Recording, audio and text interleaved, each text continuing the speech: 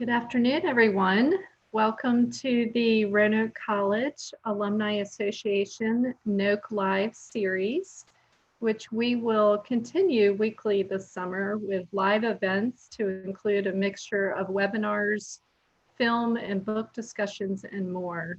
Please visit our webpage at roanoke.edu alumni and visit our Alumni Hub page. And there you'll find information on each of our NOKELive series, as well as other great resources for our Roanoke College community. I am Sally Logan Walker, and I hold the position of Director of Alumni and Donor Relations here at Roanoke College, and it's my pleasure to host today's webinar. Before we begin our presentation, I want to cover a few logistical points. Everyone who is viewing via our YouTube channel, please let us know that you're on. We'd love to hear from you. You can use the chat feature to let us know you're viewing. And you can also use that chat feature to submit any questions that you would like our speaker to address today. We will be sharing as many questions as we can get to in the course of our time together today. And you can again use the chat feature to submit those questions to us. Today's session is being recorded and will be available beginning tomorrow on our YouTube channel, as well as on our Alumni Hub on our webpage. So today's discussion is entitled A Recruiter's Guide to Resumes, Virtual Interviews, and More. It's the second in our two-part series this week, focusing on careers. Yesterday, we took a look at opportunity in this crisis, starting and finding a career during the pandemic. So it is my pleasure now to introduce our speaker today, Robin Wassman. She is an alum of the college. Robin is one of the owners and the director of national recruiting for Peopler, a woman-owned HR consulting, recruiting, and outplacement firm. She brings more than 10 years of experience developing successful hiring strategies for startups to thriving Fortune 100 companies. Robin's LinkedIn profile is listed in the top 10% of recruiter profiles on LinkedIn for the past 3 years. In addition to her dynamic and full cycle recruiting experience, Robin has significant experience in talent acquisition, strategic advising, compliance, and drug and background screens, compensation analysis, and growth management. Prior to her time in the field of recruiting, Robin was the director of group sales for both the Jacksonville Suns and the Lake Elsinore Storm in California. Originally from New York, Robin graduated from Roanoke College in 1999 with a bachelor's degree in English and a concentration in communications. Additionally, just want to share that during her time at Roanoke, she was a member of the Chi sorority, Sigma Tau Delta English Honor Society, Campus Activities Board, Disciplinary Board, ran track and field for 2 years, played intramural volleyball. She was busy. And for those of you that have ever used Marion Hall Volleyball Court at night, you can thank Robin.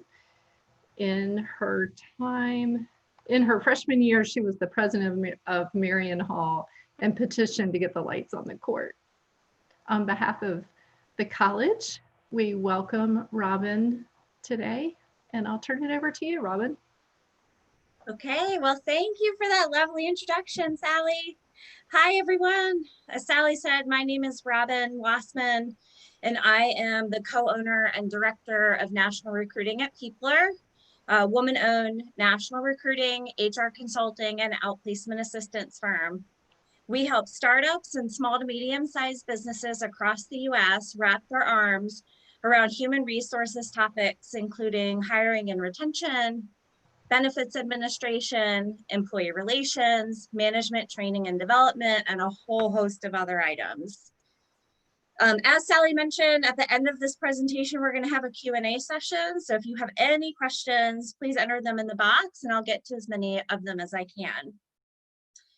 So I am often asked how I got into recruiting. And if you ask most HR professionals how they enter the industry, they'll say, I fell into it. And my story really is no different. Someone I know was previously working as a recruiter and spoke highly of her employer and asked me to interview with the company for months. At the time, I was working for a recruiting and training company in the automotive industry, and we were entering the middle of 2007. As you all know, this is when the economy started to turn and we were clearly entering a recession. Dealerships started to close and I saw the writing on the walls with my current employer. So I reached out to my friend and asked her to set up the interview. I was offered the job on the spot and I haven't looked back since. I tell you this story because keeping your options open and networking with people you know is the top way people find jobs.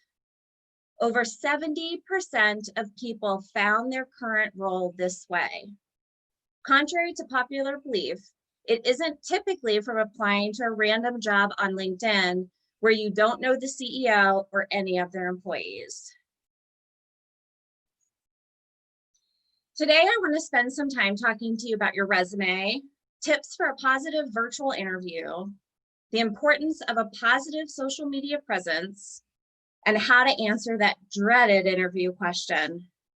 So tell me about yourself. Interviews don't happen without a good resume. You can have the best, most engaging personality in the world, but if your resume is a hot mess, then your future employer never calls you to hear how great you are and how articulate you are. I recently had a phone interview with someone who was referred to me by a mutual friend. Her entire background was marketing and social media, but her resume was written so generically that, quite frankly, it could have been anyone. For a person with over 10 solid years of social media and marketing experience, her resume was so boring.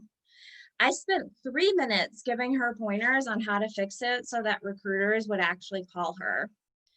I told her for a social media expert, there wasn't any mention of having experience with paid and organic boosting, analytics tied to successful campaign, or subject matter expertise on specific social media apps.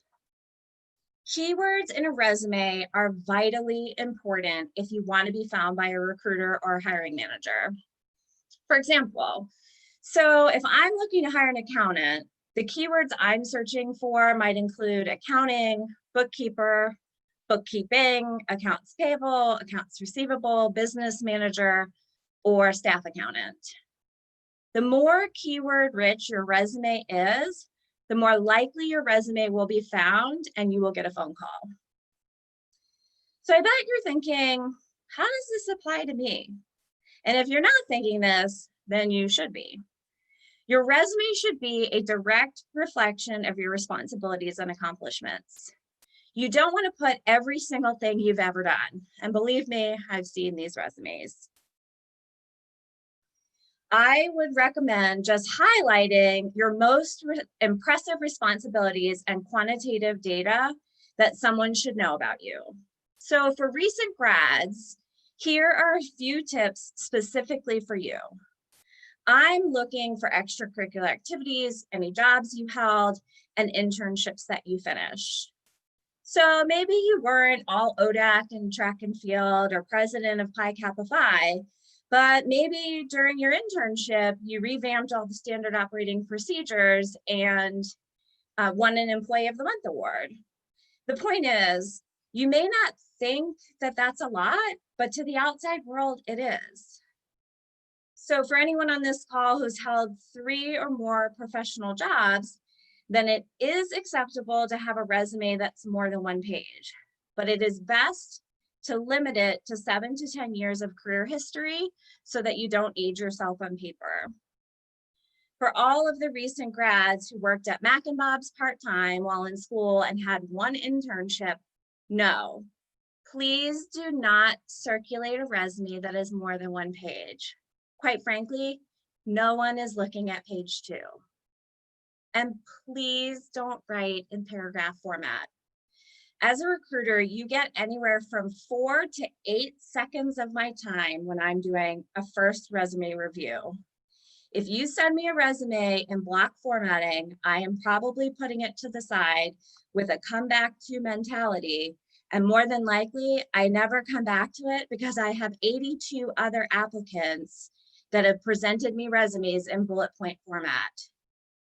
The average corporate recruiter works on anywhere between 30 to 40 open jobs at any given time. So the easier you make our job, the more likely you are to receive a phone call. So what does a good resume look like? Well, that can be a hard question to answer because it really depends on the role. But a good rule of thumb is to write your resume as if you're speaking to your 80-year-old grandmother. It's the truth. If you use a lot of fancy Jeopardy-based words on your resume that no one understands, you've lost your audience, or in this case, the recruiter or the hiring manager. I was recently searching for a director of sales and marketing where I had well over 300 applications to sift through.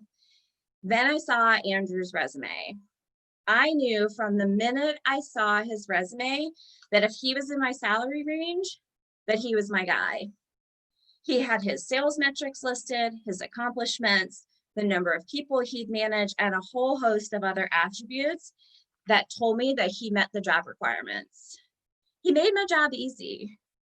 Of all the applicants, I actually only called 7 people that applied because the other resumes didn't speak to me.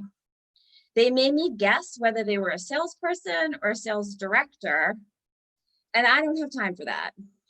I'm happy to say that Andrew was offered the position on Friday and starts July 6th.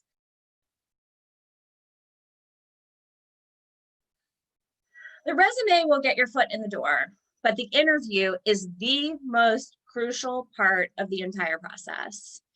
Digital interviewing has become more popular over the last 5 years and even more popular since COVID-19.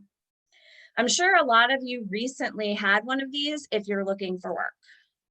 As a recruiter, I've seen all sorts of things when conducting digital interviews.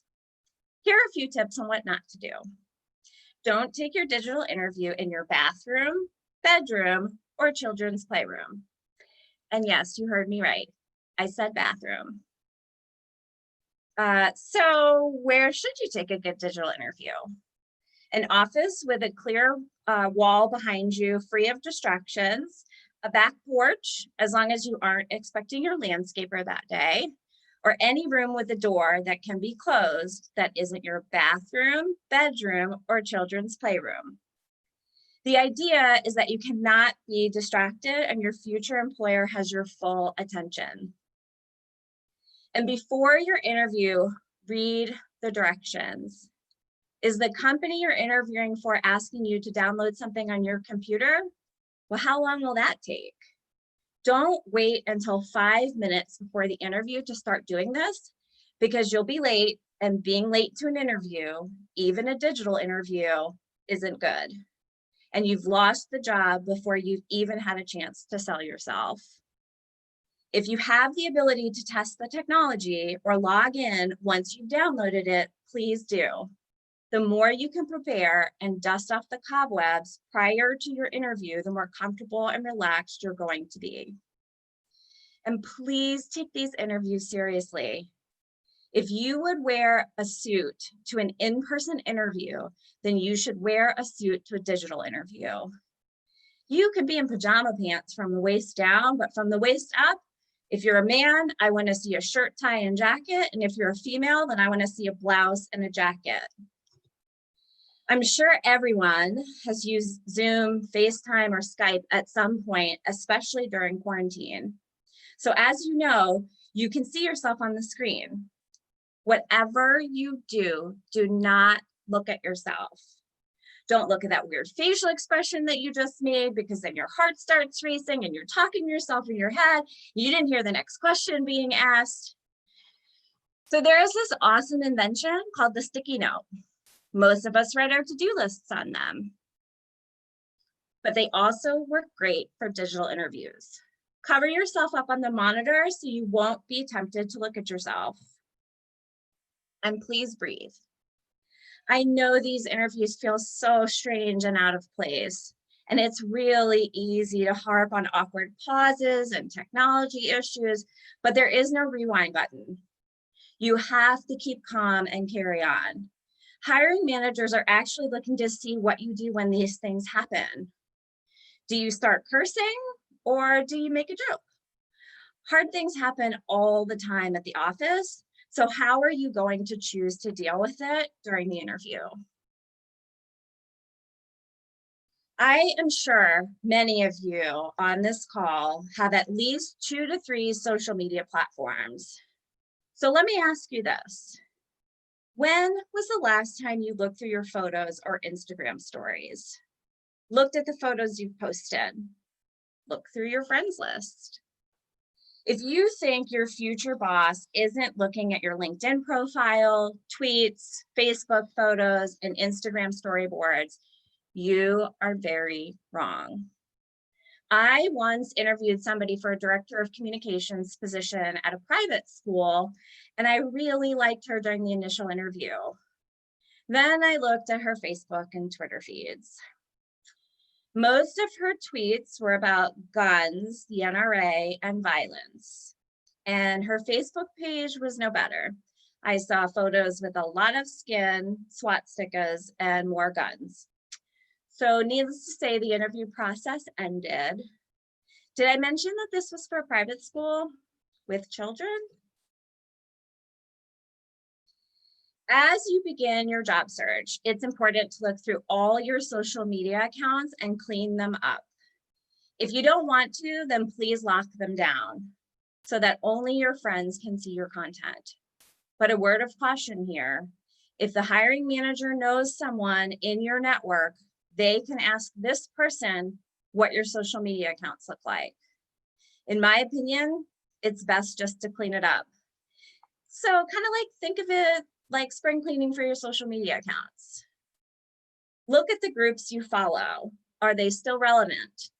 Are your photos tasteful and represent you in a positive way? I'm not saying that you can't have any pictures of yourself at a party, but what I am saying is that if there is more than one picture of you at the beach wearing a bathing suit, that is probably one too many. Do you really want your boss knowing what is underneath the suit that you're wearing to your interview? For anyone who has recently been on an interview, you've probably been asked, so tell me about yourself. You should always have an elevator pitch ready. Whether you've been working for 20 years and you're at a networking event, or you just graduated, you need to be able to answer this question in under 90 seconds. This will clearly shift with the experience that you gain, but the template itself pretty much remains the same. When someone asks you this, they are not asking if you're married, have kids, or own or rent your house. I know you all love your kids, but this is an interview. So you shouldn't be talking about your family. This is business. So save the kid talk for the holiday party. What you're actually being asked with this question is to provide a clear, concise overview of who you are, what you know about the role, and why you're a fit. Here's a good example of what I said in 1999 when I graduated from Roanoke. My name is Robin, and I recently graduated from Roanoke College with a degree in English and communications. While I was in school, I was a member of Chi Omega and held the social chair position for 2 years. I played intramural volleyball, ran track and field, was a part of the campus activities board, and was nominated by my professors to be a part of the disciplinary board. I held several part-time jobs, including working at American Eagle, Montano's Restaurant, and all 4 years I had a work-study job in the physical education department. I believe I would be a good fit for this entry-level content writer position because I completed 8 communications classes, with one of them being an advanced grammar class while in school. I have the talent, writing skills, personality, and work ethic you're seeking to fill this role. Now, for a more tenured person, you wouldn't go into all the college-related activities. Instead, You discuss any accolades or career accomplishments related to the role. I'm listening for things like, while I worked for Cintas, I was 105% above my targets for 10 out of 12 months and won a trip to the Bahamas for my achievement. I believe I can bring my sales experience to your company and be equally successful. That information holds weight and gets me really excited to talk to you. And we're only 45 seconds into the interview. Elevator pitches take time to perfect. So type it out and record yourself. Listen to it. Make tweaks and ask your friends to listen to it and get their feedback. I have been doing this for over 10 years. I love my job. I get excited every day about finding great talent to fill my clients' open positions. It has been my pleasure to talk to you today, and I'd love to use the rest of the time we have for questions. Well, Robin, this is Sally again. Thank you so much for those insightful bits of information for our viewers today. I personally learned a few things myself. We have one question that spontaneously just came in, so I'd like to go ahead and just get started. Sure. The viewer was wondering, what's the absolute first thing you look for in a resume? What's the first thing that stands out for you? Oh gosh, that is, again, it's a really hard question to answer because it depends on the job. So I'm going to take this maybe in segments.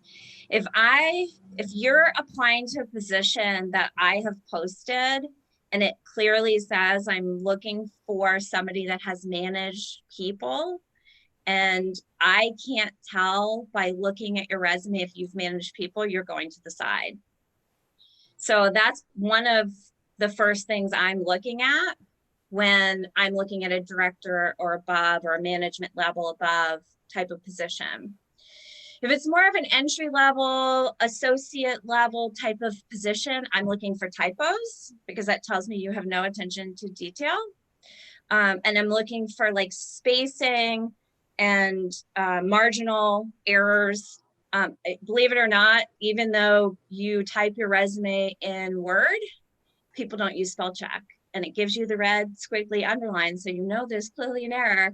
But I'm looking for that because every single client, every single company, I don't care if you are an assembly tech or you are the vice president of operations, you got to have attention to detail.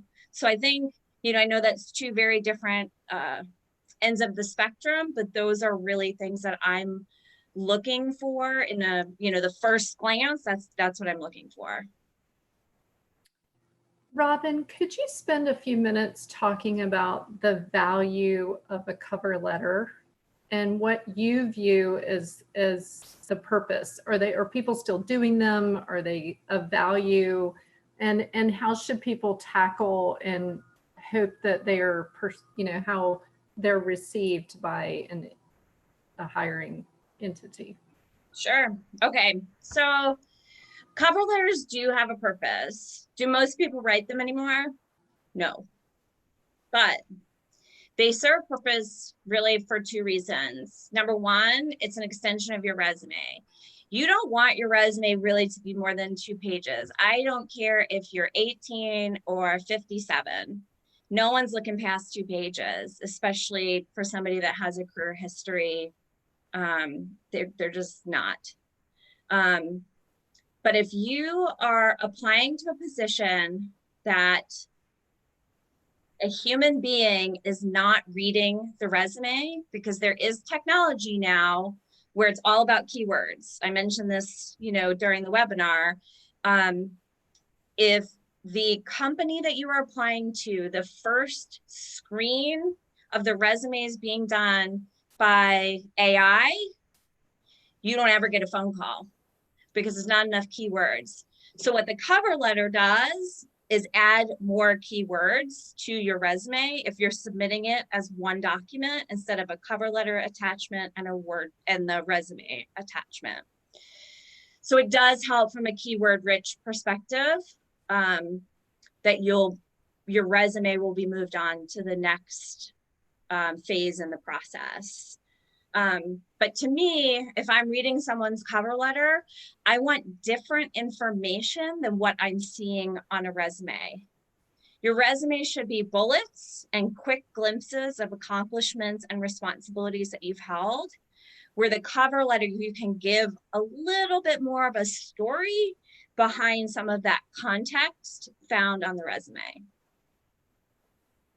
Yes, I've seen, just even working here at the college, that people have used the cover letter as an opportunity to share the why they want to work at Roanoke College, you know, where the resume is more reflective of the accomplishments and what the skills that they can present. But the cover letter gave me an opportunity to understand the why Roanoke College. So, yeah, so it shows you, I think it shows you as the recruiter or the first person glancing through it that you've done research and that this is important to you. And it's not just something generically thrown together that could be for any company anywhere.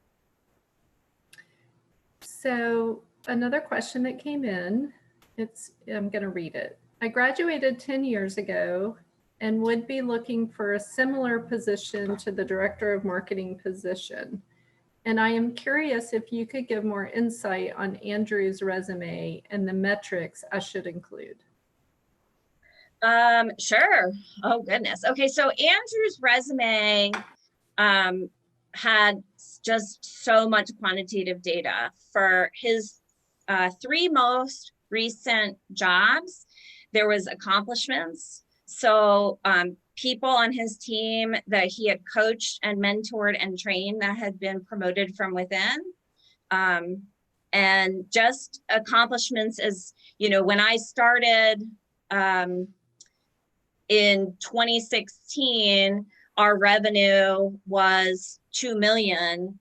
And through my leadership and training of our outside sales team, you know, 4 years later, our revenue is at 32.8 million. So things like that, that show that probably wouldn't have happened without a strong leader. That's important to me because that shows that you know how to groom and work with your team and guide them appropriately. So that when I say career accomplishments, like that's what I'm looking for is that just Andrew or could that be anyone? It can be anyone, but he was smart enough to put it on his resume so that I could see it because again, it makes my job easier as the recruiter to go, I want to talk to him and I want to learn how did he do that? Like it instantly makes me think, how did he do that? So that's the kind of information that I'm looking for. His personality, believe it or not, I could actually hear it when I saw it. And I know that doesn't make any sense, but sometimes when I read a resume, I just know this person's not bland. Like there's something here and I can just, and I think it just comes with doing it for so long that I can hear the tone that it was written in. So that's a little bit harder. That really just comes with tenure, but I think just bullets about what you've done, what your team has done, how that's reflected on you as a sales and marketing leader. Maybe when you stepped into the role, your most recent role, all of marketing was being outsourced. And when they hired you, you brought it all in-house. So you had to hire, you know, a graphic designer, you had to hire a marketing manager, so on and so forth. You had to make a few different strategic hiring decisions. And then how much money did you save the company? How much money were they paying that outsourced marketing firm? And then when you brought it in-house, how did that change? How much money did you save? Like those are important things as the recruiter, as a human being looking at your resume that I want to know. Okay. Our next question is perhaps for an older individual who's looking to change career paths. Maybe it's purposeful, or maybe as we're seeing in this pandemic, folks are losing positions, weren't anticipating that, and are now taking an opportunity to perhaps explore a different career. What are some tips that you could give that would help them show their talents in new ways? So this one's a little tricky too, because I don't know what you've done and what you're changing to. So my first inclination to answer that question is, what have you done to move towards the new career path? Did you go back to school? Did you take a bunch of YouTube tutorials? Did you get certified in that new thing? So those are all pieces of information that I want to see highlighted, maybe in like a summary section up towards the top of the resume. The whole objective on a resume that went out a couple of years ago. Now we see more summary sections at the top, just giving kind of the really glance, like 10,000 foot overview of who you are as a person and what you're getting if we bring you on board. So maybe you use that summary section to help me understand, well, if you're the jobs you've held, you've been a nurse, and now all of a sudden you want to be a sous chef. Well, I don't see it. But if you tell me in the summary section that you've recently spent the last 6 months taking online courses or going to culinary school or whatever, that tells me, okay, well, now I see why he or she is applying to be a sous chef when they've been a nurse. Does that, I hope that makes sense. Yeah, I Okay. think it made sense to me, but I'm sure they'll submit any other questions if they need more clarification. While we have the minute, why don't we talk a little bit more about the value of networking, and are there any ways to do it wrong? I don't know. Sure, of course. Yeah. It's easier for me to talk about how to do it right than it is to do it wrong. But so LinkedIn is an amazing tool for networking, and just kind of keeping your options open. You know, most of us probably receive 1 to 2 messages a month from a recruiter that saw your LinkedIn profile saying, hey, I really like your background. I have this new job. I'd love to talk to you. Even if you're not looking, it never hurts just to have a 5-minute conversation with that recruiter, because sharing information about yourself, if they have another job that comes up 6 months from now, they may think of you and say, oh, I remember talking to Sally and I really liked her, but she wasn't ready to make a move 6 months ago, but I'm going to reach back out to her and see if she's open now, because 6 months, believe it, in the recruiting world is a long time, and people change jobs now every 18 to 22 months. So I think that's really important, and just kind of keeping your options open and how to do it right. The inclination is always to just decline the message, but I think it's just so smart to don't close the doors.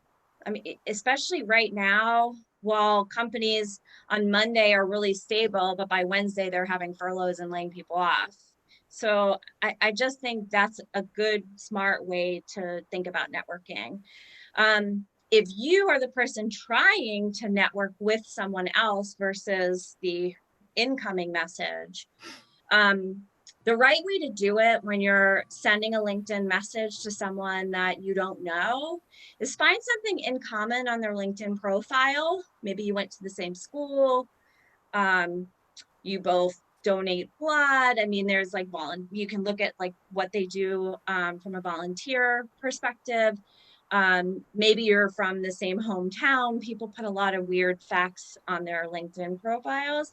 So just find there's got to be one thing you have in common. And then the subject line should say, we're both Roanoke College grads. That's more likely to get someone to open that message and read it and respond, because you have a similarity. And then in the body of the email, you just kind of say what you're reaching out to them for in a really light way. All messages on LinkedIn should be under 500 words. Anything more than that, when you're on your phone, it doesn't show up in the push notification. So you want it to come through on the push notification if the person has it set up that way through LinkedIn. So I think for me, those are probably the best two ways. If you're reaching out to someone on LinkedIn where there's nothing, like both of you don't scuba dive, like your kids don't go to the same schools, I mean, there's just nothing in common, then it's a little bit trickier. And the best way to do that is just, if you're an applicant trying to get your foot in the door, just saying like, I see that you work in the marketing department. I'm applying for a position in the marketing department at your company. I was hoping to maybe just take a couple minutes. I'd love to learn more about what you do and why you like working at XYZ company. And seeing if you can get them to respond, and then just, networking that way to get a little bit more insight before you go on that interview. On a somewhat related question, I recently was talking with a colleague, and her dream company was hiring for a job she thought she was a good fit for, but she did not know anyone, unfortunately. She had no relationship with anyone who worked at said company. And she was seeking my advice on how to get her foot in the door, because her previous time she hadn't gotten past the HR screen. Any recommendations for folks that might be in similar situations? Yeah, so depending on the size of the person's LinkedIn network, you can see if you have first, second, or third connections. If you have a pretty sizable, and by that I mean over 250, 500 is always like the sweet spot. 500 plus is the sweet spot on LinkedIn. But even at 250, you should have enough, unless you are, I don't know, living in Pittsburgh and applying to jobs in Sacramento, California, it gets a little tricky. But if you're in Roanoke, applying for a job in Roanoke, there's a very high likelihood that you've got a second connection that's connected to somebody that works at that company. So use that second connection, reach out and say, hey, I see that you work here. I've applied for an operations position, and I'm having a hard time getting into HR. Can you make an introduction? And just ask them to help you. And oftentimes they will.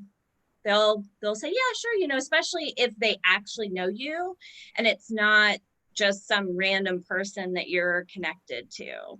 It does get a little bit trickier if they are some random person. So you probably don't want to go into all that backstory of I'm having a hard time with HR and they won't call me back. You just say, hey, I know we're connected on LinkedIn. I was really hoping that you would do me a favor. Are you willing to introduce me to somebody in HR? I'd love to introduce myself and see if they have any questions about my resume and application. Okay, one of our viewers asked, is there still any value to a thank you note after Oh my an gosh. interview? Yes. Holy cow, yes. Handwritten the best. Oh my gosh. So I love opinion. this question so much. Especially for like sales, fundraising, marketing, really any job that requires any kind of follow-up skills. The thank you note can go a long way, especially if you're not your only competition, meaning you're the only person applying to that job, the only person that they've interviewed, then maybe not. But that's a small fraction of the world where you have no competition. There's always at least one other person interviewing for that same job. So if it comes down to, well, we really like Mark and we really like Joni, and Mark sends the thank you and Joni doesn't, there is a huge possibility that Mark gets the job because he has the follow-up skills. So what he's shown me as the hiring manager or the recruiter is that he has followed through. So I always tell people, I don't care if your interview process has 1 interview or 3 interviews. Every single interview that you go on, phone interview, digital interview, in-person interview, you got to send thank you notes. The art of the handwritten note has fallen by the wayside. I still get them from candidates all the time. And I'm always like, oh, male, you know, it stands out. You know, if you're trying to stand out amongst the pack, especially if you know that you are one of 5 people going for this job, stand out. Make them remember you.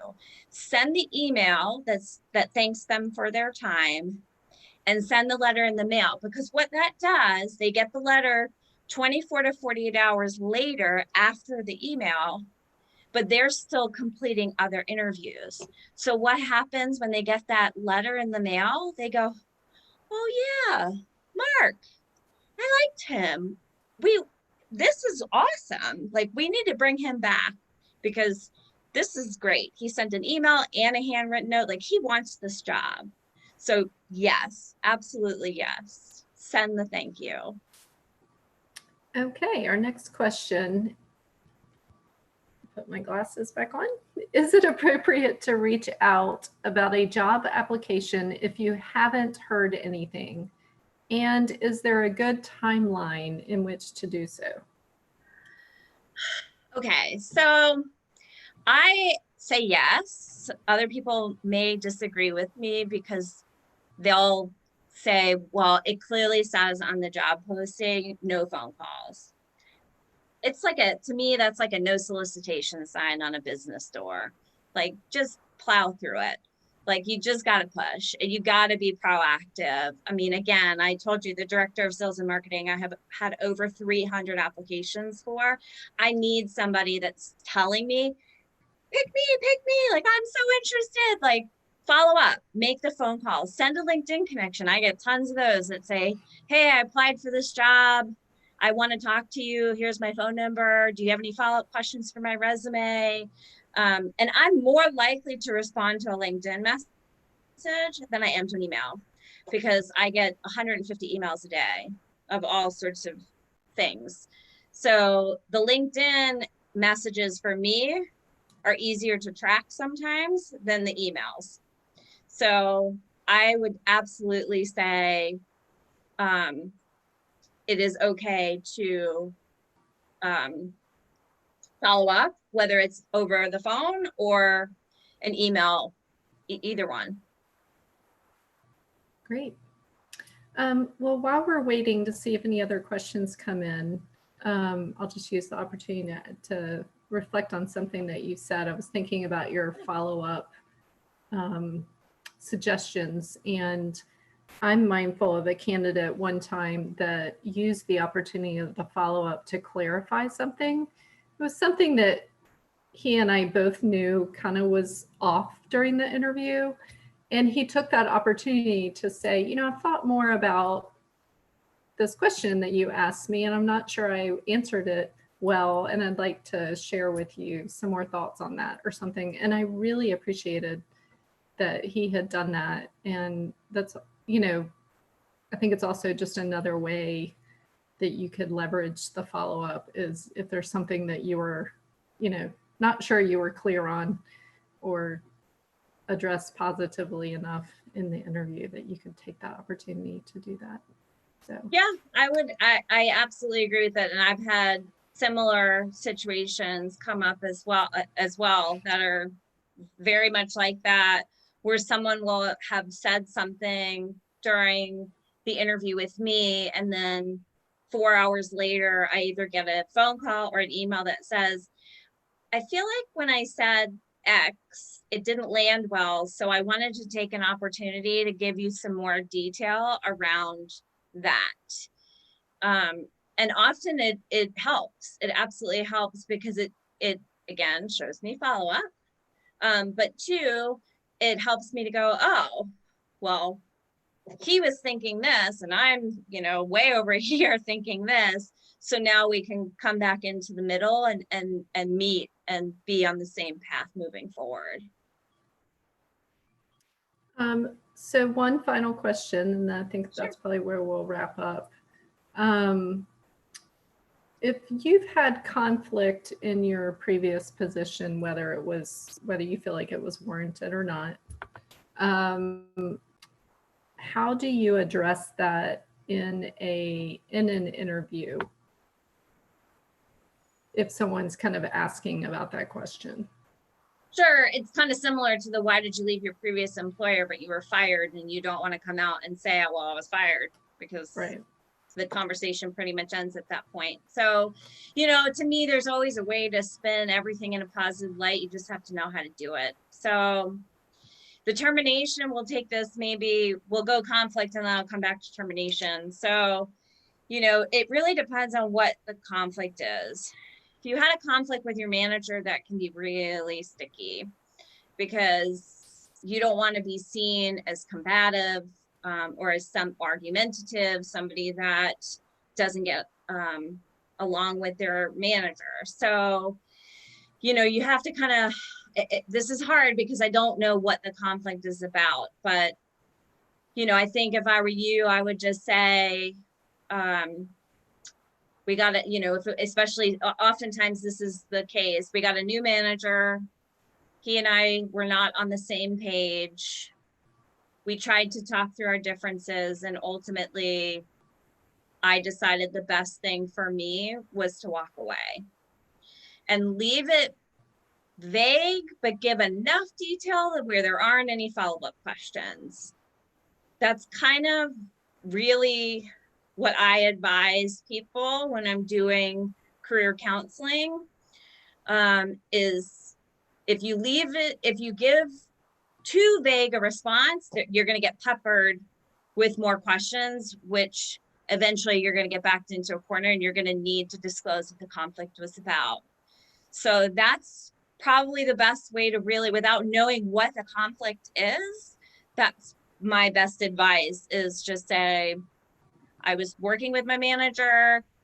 We worked through what the problem was. We ultimately couldn't, figure it out together, and it was just no longer a suitable place for me to work. If you in fact left, if the conflict was resolved, you can actually, again, depending on what the conflict is, there's often that question during the interview process of, tell me about a negative situation, or tell me about a situation that you had at your current employer, where things didn't go well, and what did you learn from it? This is a perfect example. My manager and I were not on the same page.